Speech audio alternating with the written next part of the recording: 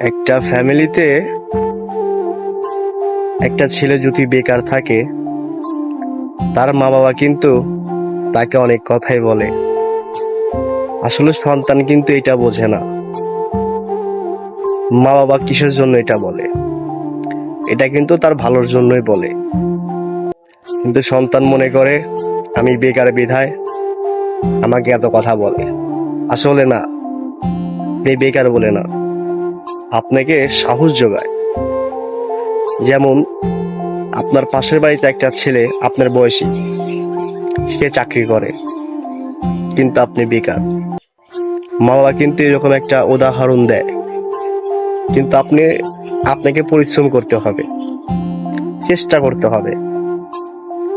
মা বাবা এইসব কথা বলবেই, এটা নিয়ে মন খারাপ করলে হবে না। যাই হোক, সবাই ভালো থাকবেন।